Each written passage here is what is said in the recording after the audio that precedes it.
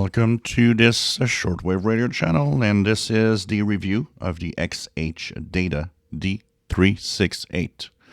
So, what is this radio capable of? Of course, more videos are going to be posted on the channel where I'm going to show you the workings. I've already made a few videos listening to some shortwave.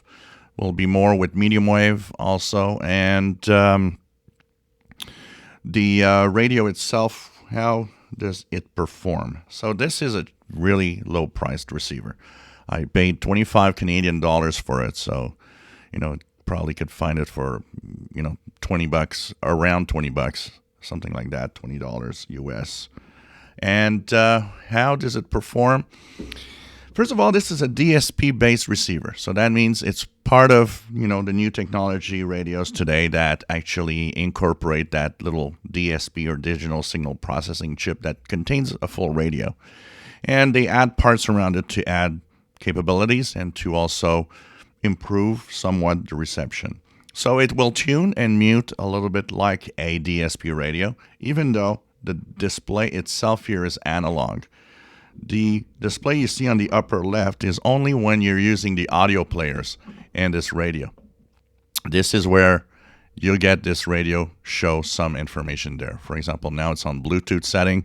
If I put a USB thumb drive or a memory card, I would be seeing here the time going by of the different audio clips or MP3s that I'm playing. Radio is AM, FM, and shortwave, and its coverage isn't too bad, actually, because the shortwave bands are really expanded, so you don't really miss out on much of the different signals you might want to listen to.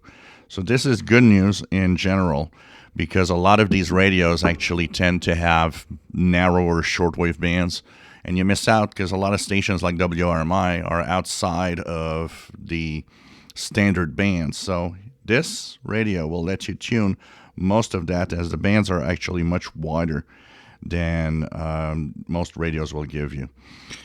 The receive on shortwave isn't too bad. It is sensitive enough to get some of the strongest station. You're not going to get weak stations, although if you clip a wire on it, you might get more. But there's a really big flaw here.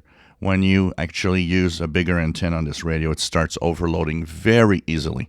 So the general receiver inside is not of the best quality. The receiver is okay, but it has the typical weirdness of fading that some DSP radios exhibit. So signals tend to fade then disappear rather than fade like a standard analog radio. It is okay. I mean, for $25, I can't ask this radio to be a DXing machine, that's for sure. But it does part of the job of listening to shortwave, and you will get your standard shortwave stations you might hear all the time on regular radios. You'll hear them here. It's the weaker stations, a little more difficult and kind of tough to listen to. The AM portion of this radio is unfortunately a little sad. It doesn't seem to pick up the weakest stations. I've not been able to hear, for example, CFRA 580 kilohertz on medium wave, which is easy to hear on most of my other radios, which tells me that maybe the internal ferrite or the performance of it is not that great. It might also be because it's a little noisy. But it does get the standard AM stations. It does get the long-distance AM stations when they get strong at night. I will be demonstrating that. But like I said, to some extent, the weakest stations are often not there. There's also a big flaw when tuning shortwave and medium wave, and it's that there's kind of I'd say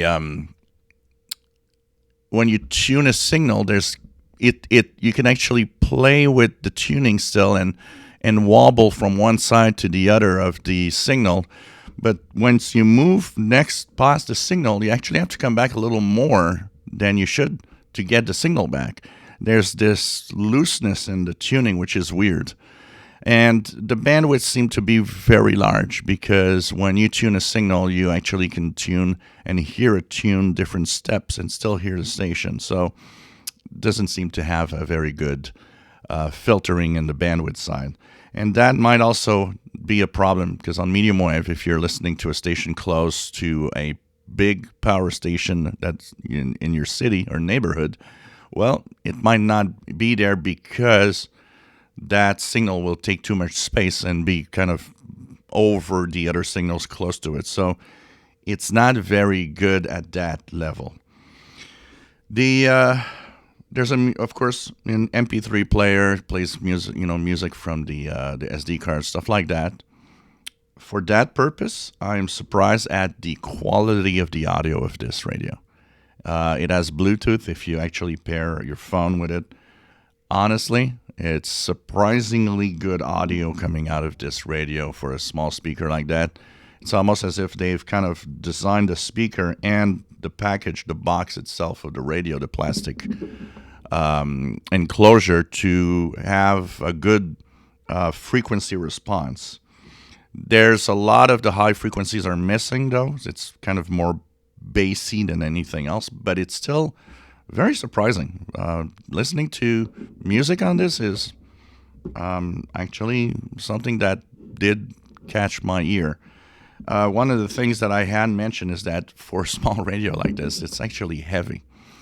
Its FM performance is okay. I do get my standard beacons like 107.9 WVPS across the border.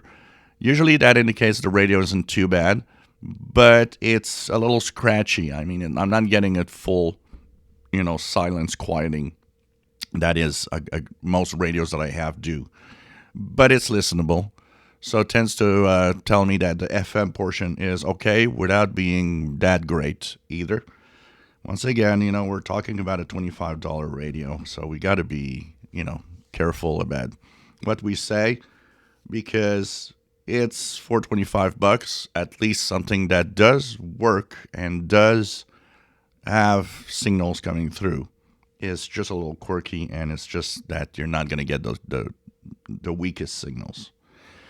Buttons are standard plastic buttons. They're a little flimsy. Once again, $25, It operates using a 18650 battery. So this is a battery that is becoming standard on a lot of radios. It's a lithium-ion rechargeable battery. And the radio comes with, of course, the cable for charging, which is USB-C, which is much more modern than what you have today.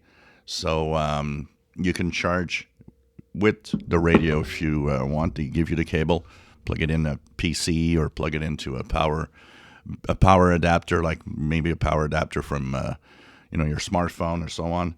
It's going to charge the battery inside. It takes a few hours, and there's a little LED that lights up to show you when it's charging. It actually shuts down when it's fully charged.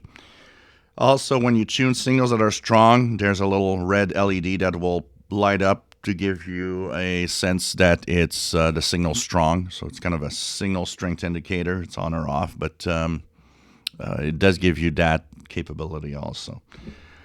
Overall, if I had to give a 1 out of 10, and I'll consider that 1 out of 10 with the fact that it costs only 25 Canadian dollars, I'd put this radio at around 6.5 out of 10. Why? Because it receives and it's okay for that price. It's not a radio to buy if you're starting out in the hobby. It will mostly discourage you more than anything else. And of course, it doesn't have single sideband at that price point. So that's the review of the XHDATA D 368 portable AM FM shortwave receiver. And to note, the FM band has 2 settings because it goes all the way down to 64 megahertz, by the way. If you enjoy my videos, please subscribe, give us thumbs up. Thank you for watching.